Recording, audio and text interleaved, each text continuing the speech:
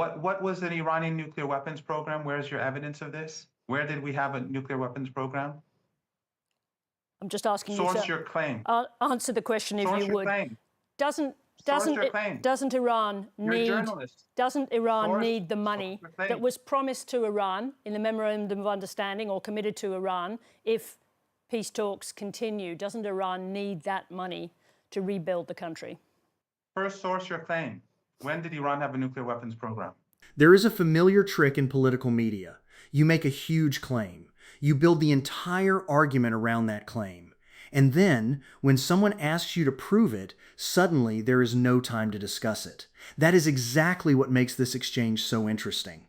Because Mohammad Marandi is not simply defending Iran here. He is also forcing the interviewer to confront the evidence behind one of the biggest claims being used to justify pressure on Iran, the claim that Iran had a nuclear weapons program. Now, to be clear, Iran absolutely has serious questions to answer about its nuclear activities. The IAEA has repeatedly raised unresolved safeguards issues and has said it cannot currently verify that Iran's program is exclusively peaceful.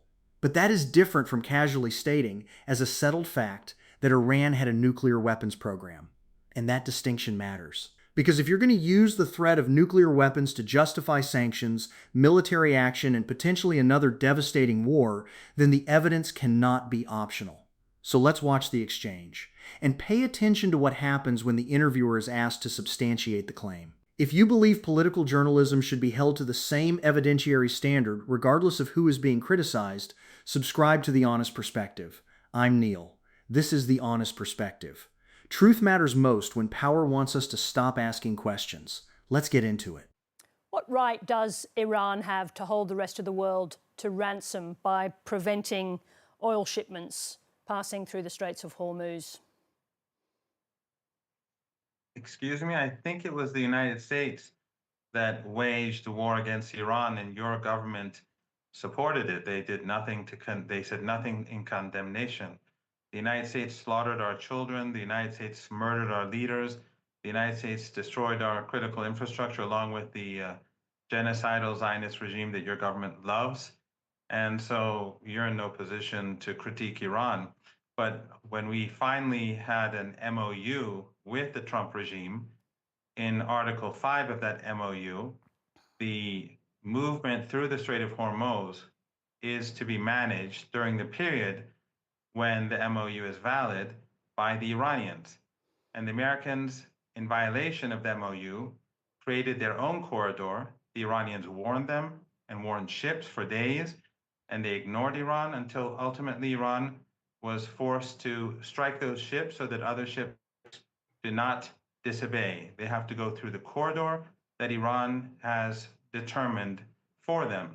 And this is not the only violation of the Trump regime. The Trump regime has failed, in accordance with MOU, to hand over stolen Iranian assets. It has failed to force the Israeli regime to leave Lebanon and to stop the slaughter. It has continued to threaten to murder Iranians, to wipe out the country, and to slaughter its leaders in violation of a commitment in the MOU. So the United States is violating every single element of the MOU, not Iran. Now, here's where I think we need to separate two things. Marandi is making a political argument, and some of it deserves scrutiny. But notice what happened. The interviewer began by asking why Iran has the right to disrupt shipping. Marandi's response is essentially, you cannot pretend this crisis appeared out of nowhere. And that is a legitimate question. If one side launches military action, imposes sanctions, and threatens further escalation, it cannot then act shocked when the other side uses the leverage it still has. That does not automatically make Iran right. But it does destroy the fantasy that the United States is some innocent observer standing outside the conflict asking why everyone else is being so unreasonable. And there is another problem here. The current reporting shows that the June U.S.-Iran interim agreement did, in fact, become entangled with the dispute over control of the Strait of Hormuz, with both sides accusing the other of violating the arrangement. So the question isn't simply, why is Iran doing this? The question is also, what happened before we got here? Let's keep going. Let me ask you this. However bold your statements are in defense of Iran, it's still a country in the midst of an economic crisis. Many of the population, as much as 40% of the population, lives below the poverty line. The war has badly damaged your industrial base. Don't the people of Iran deserve a chance for peace? Well, that's your problem, isn't it? Your No, aggression. that's You support the aggressor. I think the question is about the people of Iran. I'm asking you a question about whether the people of Iran deserve a chance for peace and to establish some economic future for the country. It's very difficult for you to tolerate anything that goes against your narrative, isn't it? It is your problem because you have supported aggression against Iran. If the Iranian people are suffering, it is because wars that your regime has helped enable by supporting Trump, by supporting the United States. 3 wars have been imposed upon our country for the last 47 years. All 3 were supported by the United States, and in all 3, the United States was directly involved. The maximum pressure sanctions on the Iranian people are because Iran supports the Palestinian people, while your government supports the genocide. And this is where I want to push back on Marandi.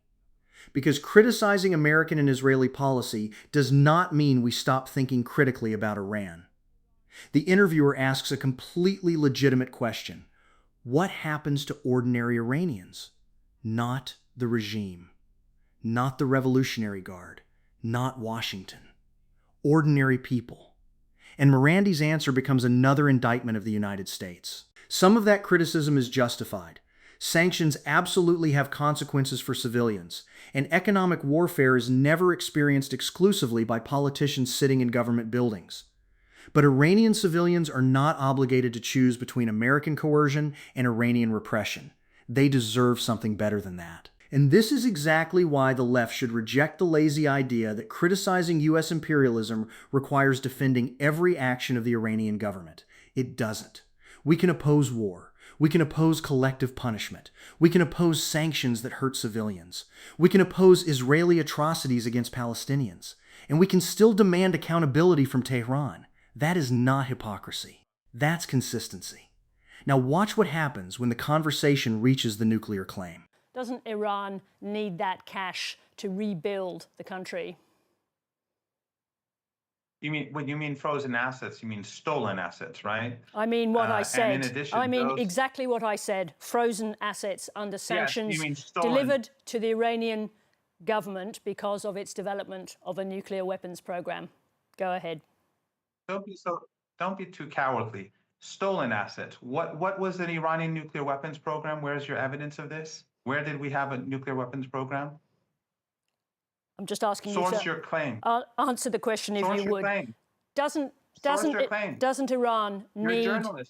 Iran need the money that was promised to Iran in the Memorandum of Understanding or committed to Iran if peace talks continue? Doesn't Iran need that money to rebuild the country? First, source your claim. When did Iran have a nuclear weapons program? We're not going to get into a debate about that because we've got about a minute left to discuss. I want to stick to the subjects of the day. That is the breach of the MOU by Iran attacking ships using the southern corridor through the Strait of Hormuz. I want to get one thing clear, that Iran will continue to attack ships who use that southern channel through the Strait of Hormuz close to Oman. You're not very much of a journalist, are you? Iran did not violate the MOU. The United States has been violating the MOU on multiple levels from the beginning, starting from Article 1 and including Article 5 with regards to the Strait of Hormuz. You know this, I know this, everyone knows this. But since you are Australian and you are affiliated to the state, and since you've been supporting genocide in Gaza, I don't expect anything from you. Mohammed Marandi, thank you very much indeed for joining us. And this is where the interview gets really interesting, because there are 2 different questions that need to be separated. Does Iran have serious nuclear issues that deserve scrutiny?